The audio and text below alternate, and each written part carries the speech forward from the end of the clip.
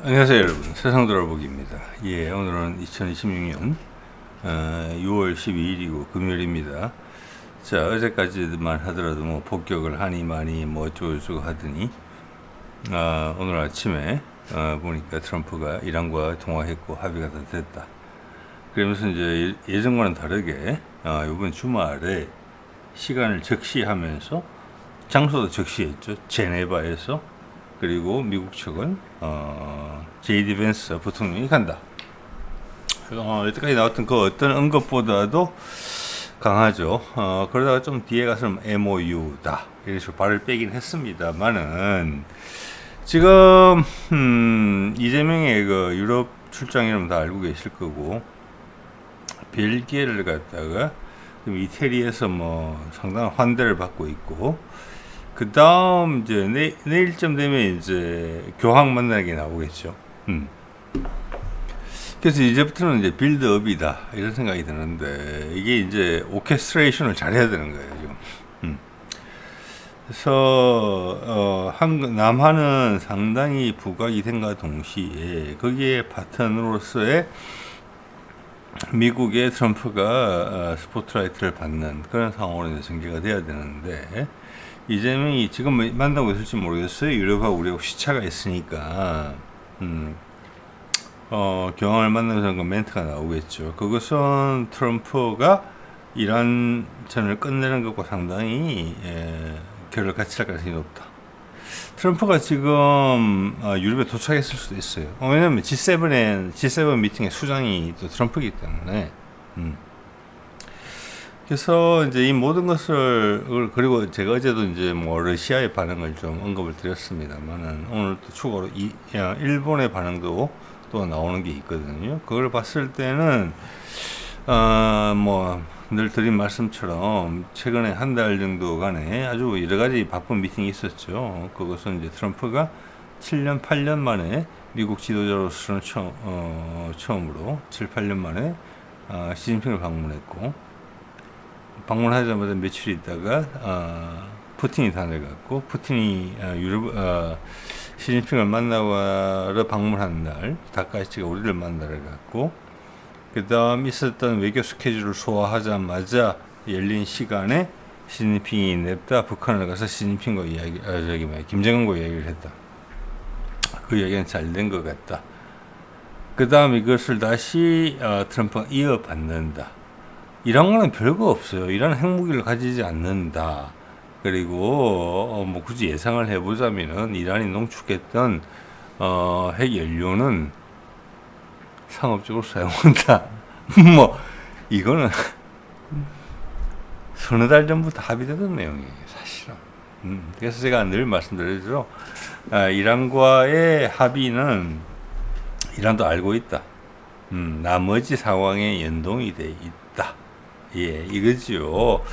그 이란은 지금 애써 동네 북 노릇을 하고 있기 때문에 핵 연료나 다른 부분에 있어가지고 반대급부로 받는 것이 상당히 많다라는 전제를 충분히 하셔야 되고, 그것은 이란 내부에 대한 투자가 발생해야 된다는 부분이고, 물론 이란이라는 나라가 세계의 경제에 편입이 되면서 뭐 지금도 뭐 주로 이제 원유를 통해서 편입이 되어 있지만 그것에 대한 보장, 그래서 단지 원유뿐만이 아니라 제가 뭐 가끔 말씀드립니다만은 인도, 파키스탄, 이란, 그리고 터키, 그리고 북쪽으로는 아르메니아, 아제르바이잔, 조지아로 해서 러시아랑 연결되는 이 루트.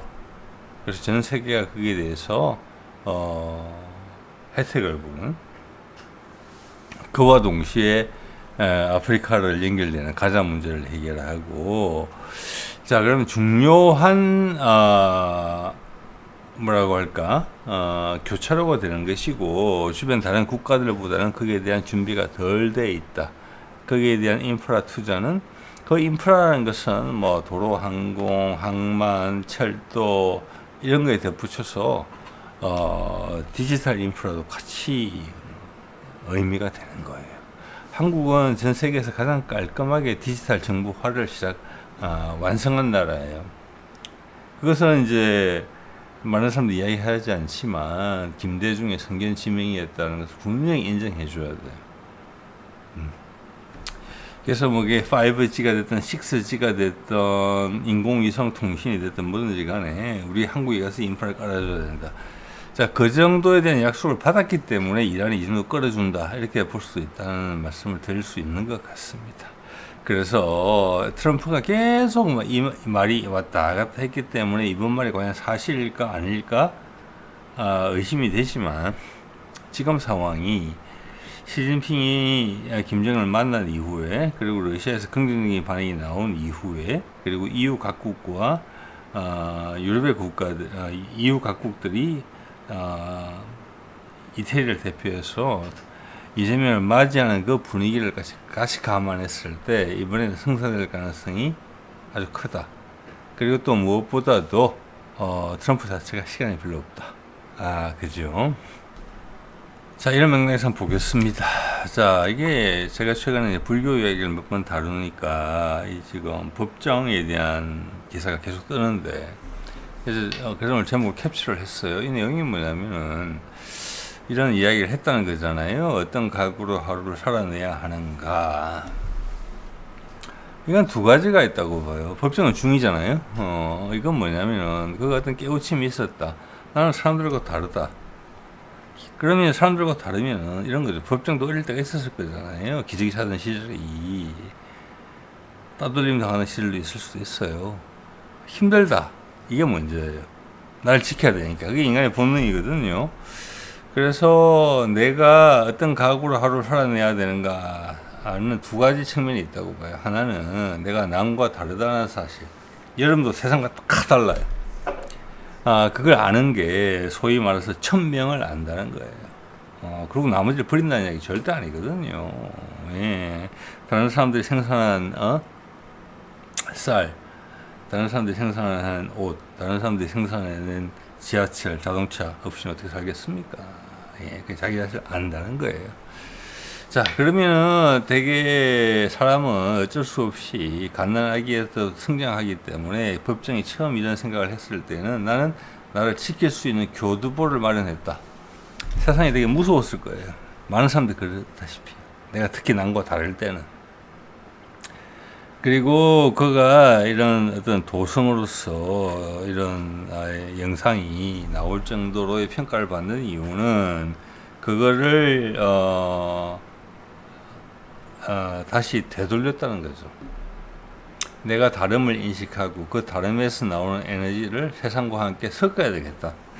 이 정도면 거의 도인급이에요. 이게 굳이 불교에서만 그럴 거 아니라고 저는 생각을 합니다. 섞어야 되겠다는 긍정적인, 나를 지켜야 되겠다는 되게 수비적인 그런 입장에서 그것을 긍정적인 이미지로 바꿔서 사람한테 전 세상에 뿌리는 것. 그 정도 급 되면은 불교에서는 도성 이야기를 듣는다고 봅니다. 그래서 어떤 각오로 하루를 살아내야 하는가, 이거 두 가지가 다 포함이 되어 있다는 거예요. 어려운 얘기가 절대 아닙니다. 여러분도 매일매일 도를 닦고 있는 거예요. 자, 오늘 이런 얘기 나왔죠. 미 이란 MOU 서명식 제네바 개최 추진, 미 수송기 선발대가 출발해서 이거 토요일, 일요일 이야기를 하는 건데, JD 벤서가 간다, 이런 이야기고, 트럼프가 이런 얘기까지 했죠. 이란과 방금 훌륭한 합의, 아마 주말 유럽서 서명식, 이란 또 아니다, 이런 얘기까지 나왔어요.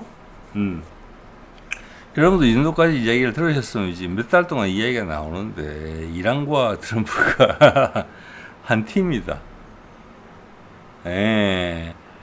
이런 생각 하실 거라고 생각을 합니다. 그 말은 이런 상황을 이란이 맞아주고 불법적인 공격을 그러고 트럼프의 희한한 것을 다 받아주잖아요. 트럼프는 긍정적이면 이란은 부정적이고 둘 다 긍정적이었던 점은 한 번도 없었던 것 같습니다. 이거 한 팀이라는 이야기밖에 안 돼요. 이것은 이 결과가 끝났을 때 이란 전쟁이 마무리됐을 때 지금의 과거의 상황으로 단지 복귀한다. 그리고 미국이 불법 공격을 한 입장에 있어가지고 그에 대해서 보상금을 지급한다. 이런 건 전혀 아니에요. 트럼프는 그 돈 줄 돈도 없어요, 사실은. 그런 돈을 준다는 것은 엄청난 정치적 데미지예요. 줄 수는 있겠지만, 이 말은 전체의 틀이 바뀐다. 이란이 황골 탈퇴하는 미국의 압박, 서방의 수용, 이거 압박이 사라지고 서방의 수용이 따라온다. 인도 차원이 아니라는 것을 의미하고 있는 거예요. 그래야지 이란이 이 정도 박자를 맞춰줄 수가 있다. 이렇게 보는 시각을 가지고 있습니다. 자, 이재명이 지금 극진한 대접을 받고 있는 것 같아요. 대통령을 만났고 훈장도 주고 그 다음 반도체 이야기도 했고 이재용이 따라갔다 이런 거죠. 삼성에. 이거 어느 정도 예상됐던 바예요. 지난번에 1월 달에 멜로니가 왔을 때 유럽 어느 국가보다 가장 선제적으로 한국의 입장을 존중해 줬거든요. 눈치가 빠른 거죠. 여기는 위에 나오는 대통령보다는 멜로니가 실권을 가지고 있는 나라거든요. 그때 제가 몇 번 말씀드렸습니다만 멜로니는 유럽을 위한 반도체 공장을 이탈리아에 유치하고 싶다. 이런 걸 강력하게 피력을 했고 아프리카 이야기를 또 했었죠. 자, 이것은 다 기획이 이제 됐던 부분이고, 이게 앞에 있었던, 총괄적으로 이야기를 하자면은, 시진핑의 김정은과의 미팅이 잘 됐다는 걸 의미합니다. 그래서 움직임이 빨라지잖아요, 지금. 자, 그 다음 EU 수장. 여기는 되게 바이든적인, 패권적인 입장을 가진 지도자예요. 그래서 지금 트럼프랑 안 맞아요. 그리고 트럼프가 계속 반대하더라도 어떤 식으로든지 돈을 구워서 빚을 땡빚을 얻었더라도 우크라이나를 지원해야 된다 이런 입장을 가지고 있거든요. 그런데 이번에 디지털 뜨고 저쩌고 하면서 2028년 이후도 함께 간다. 이게 왜 2028년을 선택했는지까지는 잘 모르겠습니다만은. 그래서 가장 큰 의미는 EU도 결국은 숙이고 들어왔다. 이거라고 보시면 될 것 같습니다. 지난 1월달, 2월달 정도에 EU 또는 나토가 붕괴됐거든요. 그때부터 러시아와의 관계 개선에 대한 이야기가 계속 나왔지요. 거기다가 이번에는 이 EU 수장의 그런 이야기까지 나온 걸로 봐서는 물이 많이 이제 들어찼다. 이렇게 이제 볼 수 있을 것 같아요. 강성분자예요, 이 사람은.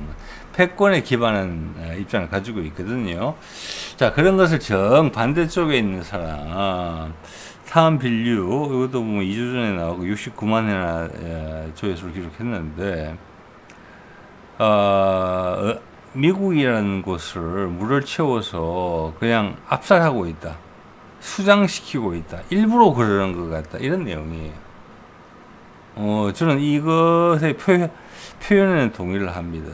근데 이게 대한 대안이 없느냐? 이 사람도 뭐라고 이야기했는지 모르겠지만, 이런 목적이 뭐냐? 보통 이런 좌파적인 생각에서는 답이 없어요. 왜 그럴까? 걔는 원래 못된 놈이야. 이렇게밖에 이야기가 안 돼요. 그렇겠습니까? 세상에 그런 경우는 없어요. 나의 입장이 있을 따름이지 나의 근본은 훨씬 더 가까워요. 서로. 그렇지만 이들이 이런 걸 느끼고 있구나라는 것은 이제 여기서 짐작이 돼요. 트럼프 하는 짓이 꼭 이렇죠.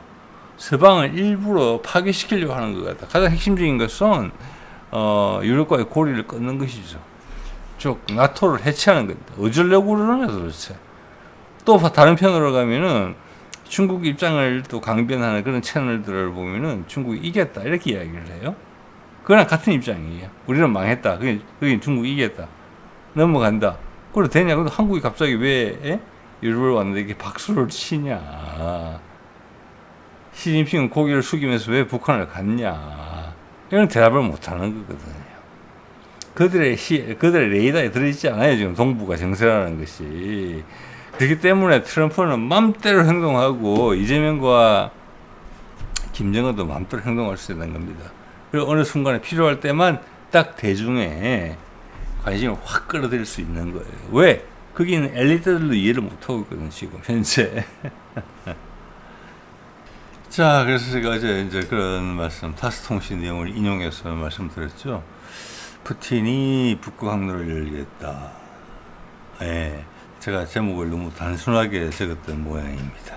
오늘 내용과 같이 보시면 훨씬 더 말이 되시죠? 얼개가 보이시죠? 자, 이런 것을 통해서 봤을 때, 그리고 유럽의 이재명에 대한 환대를 지켜봤을 때, 트럼프가 요번에 이야기한 그 입장에서 모든 걸 다 확인하고 하는 이야기예요. 거기다가 또 안전장치까지 달잖아요. MOU라고. 게다가 이란은 또 우리는 동의 안 한다. 이런 얘기까지 하지요. 얼마나 돌다리를 두드려 건너는 거예요. 근데 전체적인 그림은 많이 무르익었다. 그러면 제가 늘 말씀드리지만 여러분 생각해 보시길 바란다는 거예요. 트럼프는 도대체 뭘 그렇게 두려워하냐? 이렇게 조심스럽게 움직이냐? 뭐 거기에 대해서 많은 말씀을 드렸기 때문에 오늘은 말씀을 더 이상 안 드리겠습니다. 자, 이렇기 때문에 이제 이번에 트럼프의 이야기는 가능성이 많다. 이렇게 볼 수 있을 것 같고, 또 트럼프가 지금 G7 미팅을 위해서 유럽에 와 있다는 부분이 있고, 6월 달 내에 뭔가를 해결을 봐야 된다. 7, 8, 9 이렇게 넘어가면은 휴가철이기 때문에 전 세계의 여론을 집중시키는 데 상당히 많은 어려움이 있다. 여기까지 감안해야 되겠죠.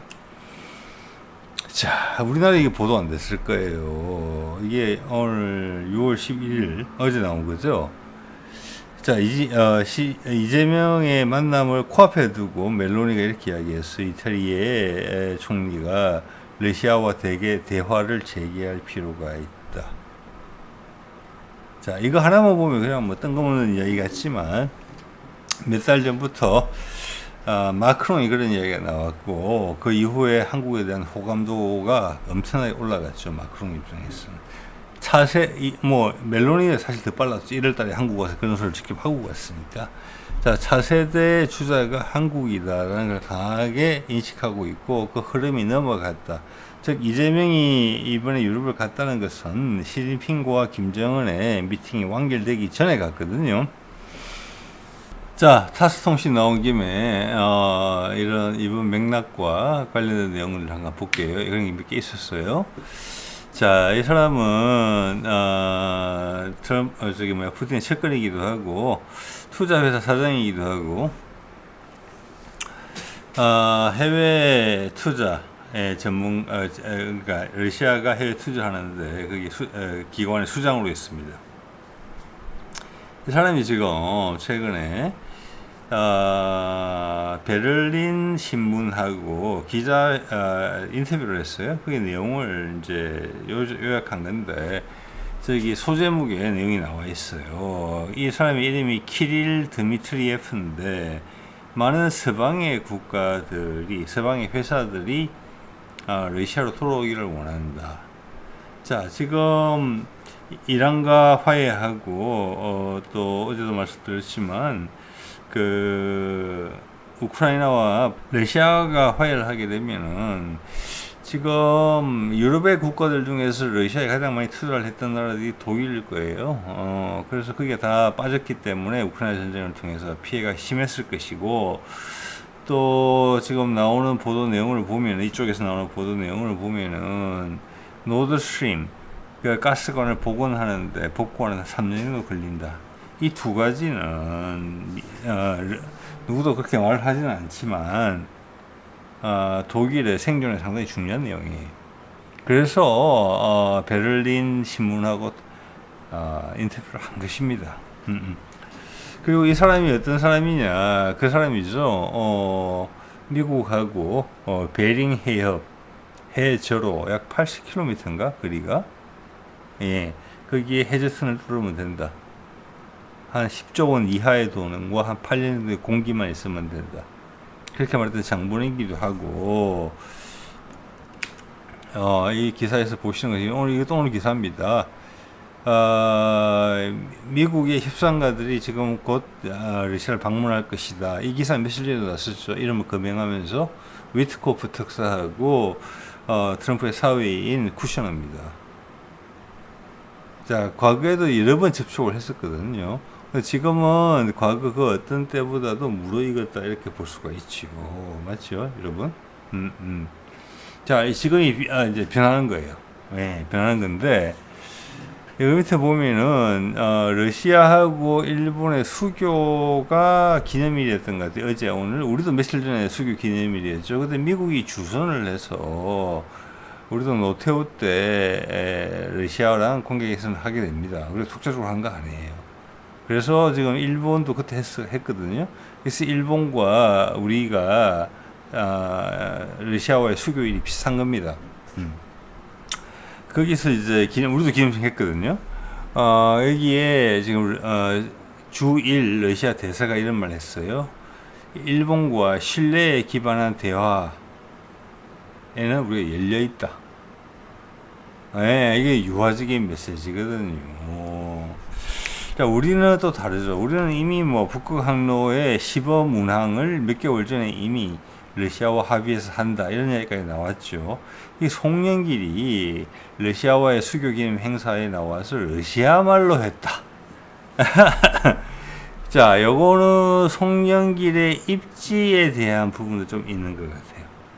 제가 봤으면 자, 이 모든 것이 만들어지고 있죠. 이러다가 또 털어질 수 있습니다. 그럴 가능성이 높죠. 그렇지만 그 어느 때보다 많이 움직였다, 세상이. 이렇게 이것을 부인하시기는 어려울 거라고 봅니다. 자, 한번 볼까요? 그 다음 같은 날 일본의 입장이 이렇게 나왔죠. 다카이치 정부 위안부 문제 사과를 했던 고노다마를 고노다마를 개성하는 입장을 말했다. 즉 딴지 안 건다. 아베파로서 수장이 됐기 때문에 극우적인 분위기를 계속 불러일으키는 거, 독도 이야기 한 것처럼 이런 걸 안 한다. 이것은 단속에 들어갔다는 겁니다. 러시아는 유화적인 이야기를 했어요. 그리고 밑에 말레이시아의 이게 왕인지 하여튼 최고 지도자가 다카이치를 방문을 했다. 첫 번째로 간 것이다. 자, 이것은 일본의 위상이 높아진다 이런 게 아니에요. 이 나라나 아세안은 이미 한국의 영향권 속에 있거든요. 미국의 적극적인 옹호하에 이것은 일본을 소외시키지 않겠다는 것의 약속이에요. 그게 지난번에 다카이치가 안동에 왔을 때 이재명이 해준 약속일 거예요. 왜냐, 그 전신이든 기시다는 윤석열의 내란에 깊이 관여한 것으로 저는 거의 강하게 생각하고 있거든요.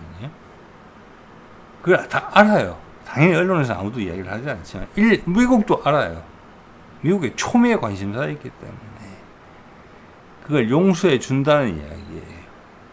그러니까 쓸데없는 뭐 군사 안보 협력 이런 건 더 이상 이야기하지 말고 씨알이 안 맥히는 이야기예요. 그거는 그때도 그걸로 된 거 아니에요. 북한을 공론의 적으로 삼으면서 그걸 받아주겠어요? 우리가 지금 이빨을 바득바득 갈면서 때려잡지 않는 것만 해도 감사하게 생각해야죠. 거기에 대해서 수긍하고 들어온다는 이야기를 아래 위로 보여주고 있다고 저는 감히 생각을 합니다. 마침 이런 게 있네요. 얼마 전에 이제 취임 1주년 기념식에서 일본 기자가 물었다고 하는데, 일본은 한일 군사 지원 협정, 한국은 왜 신중하냐?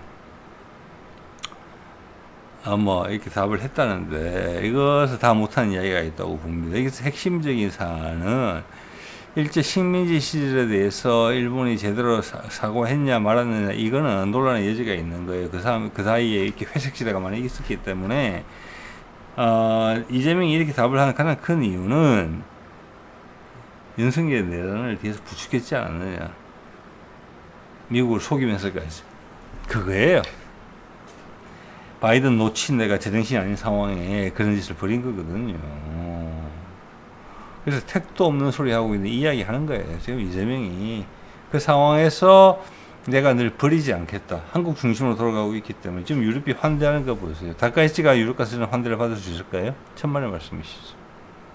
우리는 G7의 위상과 달라요. 저기 이 말은 G7이 붕괴됐다는 것을 이야기하는 거예요. 우리가 새 축으로 들어왔다는 거예요. 즉 이것은 트럼프가 이야기하는 C5하고 상관이 있는 거예요. 요번이 G7 미팅 마지막일 수 있어요. 트럼프가 오면서. 예. 자, 그럼 우크라이나도 살아야 되고 이란도 살아야 돼요. 거기에 한국 기업이 단기간 내에 그 나라의 인프라를 올려줄 수 있는 나라는 한국밖에 없다는 거 그들이 알고 있어요. 예, 당연히 우리 기업단에서 매출이죠. 폭발할 겁니다.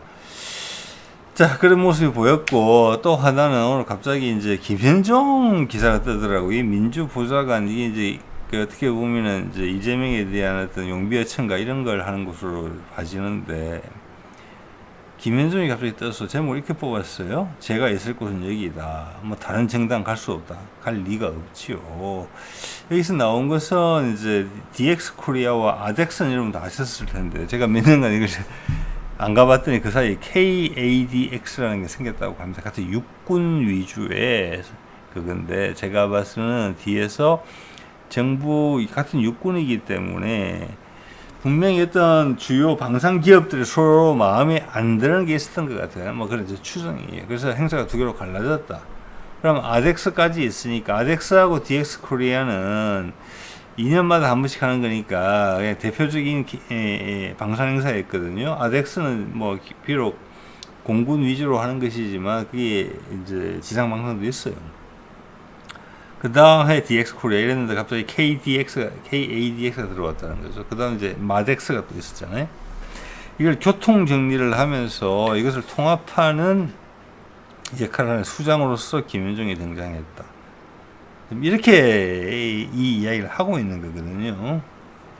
저는 이것이 의미하는 말은 굉장히 남다르다고 생각합니다.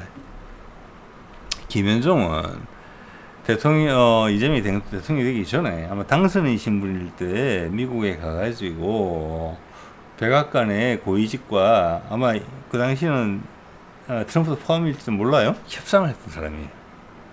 중요한 얘기까지. 그래서 이재명 정부의 협상 포지션이 그때 정리됐고, 그때 한번 하고 빠졌을까요? 아니에요. 네, 그는 문재인 때부터 활약했던 사람이에요. 자, 이것은 민주당 내부의 일부 많이 세력이 위축됐지만 그 수박들이 이재명과 문재인을 갈라놓으려고 했잖아요. 그게 문재인 공격한 세력이 되게 많더라고요. 국민의힘과 더불어서 민주당 내부에도 희한한 일이죠.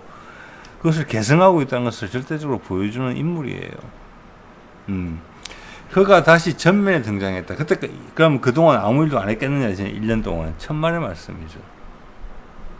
최고의 협상 인재를 안 써먹을 리가 있었겠습니까? 마쿠에서 크게 지휘를 했다고 저는 보고요. 감히 뭐 이재명이 자문 정도로서 행동을 했다고 보고, 실제로는 미국과 컨택도 했을 거예요. 네. 하고 지금 위성락은 러시아 통이잖아요. 러시아에도 능숙하다. 긴밀히 협정하는 보이지 않는 큰 힘이었다고 생각을 하는데, 그에게 이 KADX와 DX 코리아를 통합하는 장으로서의 역할을 맡겼다는 것은 이제 음지에서 했던 일은 결정이 됐다. 그래서 김민석이 국무총리를 관두고 당 총재직을 노리면서 내려갔다. 이걸 상징한다고 봅니다. 즉 이번에 시진핑과 김정은의 만남을 통해서 김현종이 기획했던 일들은 정리가 됐다. 그 다음은 실무적인 후속 작업만 남았다. 그래서 김현종에게 양지로 등장할 수 있는 자리를 마련해 주었다. 김민석이 당으로 내려간다는 의지와 똑같다. 즉 이제부터는 페이즈 1에서 페이즈 2로 넘어갔다. 1단계에서 2단계로 넘어갔다. 그걸 또 한 번 확인해 주는 일이라고 저는 생각을 합니다. 감히. 자, CCTV 보도를 보면은 우리는 이 보도를 참 안 하더라고요. 의미를 되새기는 거에 대해서. 이것도 7년 반 만에, 7년인가 만에 간 거잖아요. 이 상황에서 왜 갔을까? 이것 때문에 지금 이재명이 유럽 갔고, 유럽 사람들이 한국을 지금 무서워하게 됐고, 높이 평가하지 않을 수 없게 된 거잖아요. CCTV 내용이 이렇게 되어 있어요. 중국이 새 시대에 걸맞는, 이거는 다자 사회, 다극화 세상이죠. 걸맞는 양국 관계를 위한 중요한 합의를 했다. 이 새 시대, 다자 국면, 다극화, 이것은 중국이 추진하던 바가 아니었어요. 중국은 패권 경쟁, 미국과의 1대1 경쟁에서 미국을 굴복시키려는 의도가 아주 강했어요. 브릭스를 통해서. 근데 그가 새 시대라는 것은 분명히 다극화 사회거든요. 이걸 인정했다는 것은 제가 누누이 말씀드립니다만은 그 과정에 있어서 미국과의 충돌 국면을 슬기롭게 넘어가게 가운데 큰 역할을 한 푸틴과 김정은, 그리고 남한, 그리고 트럼프, 거기에 나는 후수를 두었다라는 것을 인정하는 것밖에 안 돼요. 저는 감히 그렇게 생각합니다. 거기에 걸맞는 양국 관계를 위한 중요한 합의를 했다. 그래서 제가 말씀드리는 거예요. 시진핑은 여기서 절대 주도권을 행사하지 않았다. 주도권을 행사한 것은 북한이었다. 자, 여기에 대해서 다자 국면에 대해서 갑자기 전개가 됐기 때문에 내부적으로 시진핑은 많은 내부적인 도전을 받게 될 거예요. 바깥에 우리가 쉽게 이야기하면 우리가 북한이라는 존재가 있기 때문에 우리 남쪽에서의 독재가 가능했던 부분이 상당히 많이 있거든요. 동의하시죠, 여러분? 그래서 윤석열까지 등장했고 심지어 기시다까지 그걸 이용하려고 했잖아요. 북한과 중국이라는 적을 만들면서 내 내부의 견고함을 유지하면서 그 견고함에 올라타려는 거거든요. 그래서 아주 흔한 전술이에요. 그런 게 무너졌기 때문에 시진핑은 내부적으로 도전을 상당히 많이 받게 될 겁니다. 그걸 감수할 수밖에 없고 바깥으로 대외적으로 내가 무너질지언정 바깥으로 한 약속을 깰 수는 없다. 그런 입장이 있다는 것을 이야기해 준 거예요. 예. 자, 그리고 1년 이번에 취임 1년 기자회견을 보면은 이스라엘 이야기가 나왔는데 지금 이번에 유럽 가서 언론에 보도되지 않는 내용들이겠지만 트럼프, 이재명, 거기 중국, 유럽 전체가 이스라엘의 비난에 동참할 수가 있어요. 왜? 그 이해관계가 맞거든요. 거기에 이거는 전격적으로 이루어져야 되고 이스라엘을 지지하는 많은 유태계 자본들이 따라줘야 되기 때문에 여기서 감정 싸움을 하면 안 되거든요. 이것은 뭐냐? 그들 자본이 돈을 벌면 되거든요. 새로운 투자처에 대한 이야기가 조만간 나와야 된다. 그렇지 않고서는 이런 쓸데없는 이야기를 할 이유가 없는 거거든요. 이 타이밍에. 예. 자, 그런 것들이 엮여져 있다고 보시면 좀 될 것 같아요. 자, 오늘 이 정도 말씀드릴게요. 네.